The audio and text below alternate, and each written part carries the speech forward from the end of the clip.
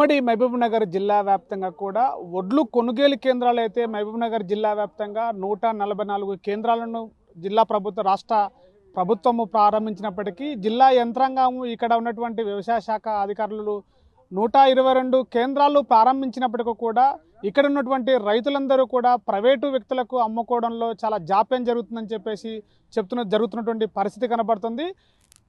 రాష్ట్ర ప్రభుత్వము కొనుగోలు కేంద్రాలు ఏర్పాటు చేసినప్పటికీ కూడా ఇక్కడ ఉన్నటువంటి రైతులు అమ్ముకోవాల్సినటువంటి రైసు మిల్లులు అలాట్మెంట్ చేయకపోవడము, అదేవిధంగా రైతులకు ఇవ్వాల్సినటువంటి సంచులు నింపడానికి సంచులు ఏవైతే ఉన్నాయో అవి అందకపోవడం, సరైన టైంలో అందకపోవడము, విక్రయ కేంద్రాలు సరైన సమయంలో చేయకపోవడం వల్ల రోజుల తరబడి రైతులందరూ నీరసించిపోవడంతో ఇక్కడ ఎప్పుడు ఏ టైంలో కూడా వర్షం పడుతుందో తన ధాన్యాన్ని కాపాడుకోవాల్సినటువంటి పరిస్థితి నెలకొన్నది. అదేవిధంగా ఎప్పుడు ఏ సమయంలో వర్షం పడుతుందో తన ధాన్యాన్ని ఎలా కాపాడుకోవాలనే ఒక సందిగ్ధంలో కూడా ప్రైవేటు వ్యక్తులకు అమ్ముకోవాల్సినటువంటి దుస్థితి అయితే రైతులకు ఏర్పడిన పరిస్థితి. ప్రస్తుతం మనకు ఈ యొక్క కొనుగోలు కేంద్రాల దగ్గర మనం ఉన్నాం. ప్రైవేటు వ్యక్తులకి అమ్ముతున్నటువంటి పరిస్థితి అయితే ఉంది. ప్రస్తుతం మనతో ఇక్కడ విజువల్స్లో మనం చూడొచ్చు. ఇక్కడ ప్రైవేటు వ్యక్తులైతే ఇక్కడ ఈ ధాన్యాన్ని అయితే కొనుగోలు చేశారు. ఇక్కడ ప్రభుత్వం ఇట్లా సరైన టైంలో కూడా కొనుగోలు కేంద్రాలు ఏర్పాటు చేసినట్టే రైతులు ప్రభుత్వానికి అమ్ముకునేటువంటి పరిస్థితి ఏర్పడుతున్నది. లేకపోతే ఇక్కడ ప్రైవేటు వ్యక్తులు దళారుల రూపంలో వచ్చేసి ప్రైవేటు వ్యక్తులు రైతుల దగ్గర కొనుగోలు చేసి అత్యధిక లాభాన్ని పొందే విధంగా కూడా ఇక్కడ మనకు తెలుస్తుంది. ప్రస్తుతం మనతో రైతులు ఉన్నారు, వారితో మాట్లాడే ప్రయత్నం చేద్దాం.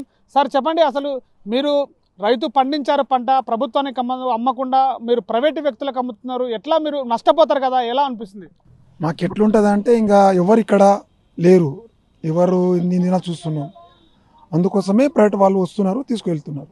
అంటే ప్రభుత్వము మీకు అన్ని రకాలుగా సంచులు కావచ్చు, దబ్బడం కావచ్చు, దారం కావచ్చు, అన్ని రకాలుగా ప్రభుత్వం ఆదుకుంటుంది. అదేవిధంగా మీకు బోనస్ కూడా ఇవ్వడానికి సిద్ధంగా ఉంది. ఇప్పుడు ప్రభుత్వానికి అందకపోతే ప్రైవేటు వ్యక్తులకి నష్టపోయే అవకాశం కూడా మీరే నష్టపోతారు ఉంది. మళ్ళీ యాసంగికి ఇచ్చిలేరు కదా, యాసంగికి ఇచ్చిలేరు కోసము ఇష్టం లేరు, అందుకోసమే లేదా. అంటే మీకు క్వింటాల్ కింద ఎంత నష్టపోతున్నారు? ప్రభుత్వం ఇస్తున్న రేట్ ఎంత, ప్రైవేటు వ్యక్తులు ఇస్తున్న రేట్ ఎంత? అంటే వాళ్ళతోటి 500 తేడా ఉంటుంది, ప్రభుత్వం నుంచి 500 తేడా ఉంటుంది. క్యాష్ కటింగ్లు ఉంటాయి, వీళ్ళతోటి ఇది ఉంటాయి, అందుకోసం. సో అంటే ఎన్ని ఎకరాలు మీరు పండించారు, ఎంత ధాన్యం వచ్చింది? ఇప్పుడున్నటువంటి వర్షాల ప్రభావం కారణంగా ఎంత నష్టం? ప్రభావం వల్ల నష్టమే ఉంది. పంటలకు ఎక్కువ ఉంది. 5-6 ఎకరాలు ఉంటే నాకు 60-70-100 సంచులు కూడా పండుతుంది అంతే. అంటే ప్రభుత్వం ఒకవైపు చెప్తుంది కదా, ధాన్యము కొనుగోలు చేస్తాము మేము, రైతులను ప్రతి గింజను కూడా కొంటామని చెప్తుంది. కానీ అది వరకు మనకు గ్యారంటీ లేదు కదా, వచ్చేవాళ్ళు లేరు కదా. కేంద్రాలు ప్రారంభించిండ్రు, అక్కడ లేరు. సో మరో రైతులను ఇక్కడ మాట్లాడే ప్రయత్నం చేద్దాం. సార్ చెప్పండి, మీరు ఎన్ని ఎకరాలు పండించారు, ఎంత పంట పండింది, ఏం చెప్తారు? ఇప్పుడు 2 ఎకరాలు వేసినాం, 3 ట్రాక్టర్లు వచ్చింది. అంటే ఎందుకు ప్రభుత్వానికి అమ్మకుండా ప్రైవేటు వ్యక్తులకు ఎందుకు అమ్ముతున్నారు? ఇప్పుడు టైంకు వర్షం వస్తే ఇంకా నానిపోతా అని చెప్పి ఇంకా వేసుకుంటాం.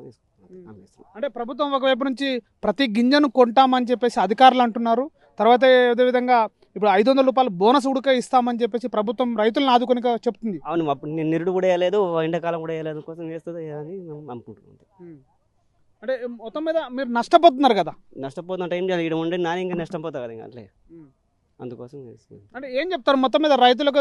ఈ మీరు పండించిన పంటల్లో అటు పంట నష్టం జరుగుతుంది వర్షాల కారణంగా, ఇటు ప్రైవేటు వ్యక్తుల ద్వారా కూడా నష్టపోతున్నారు.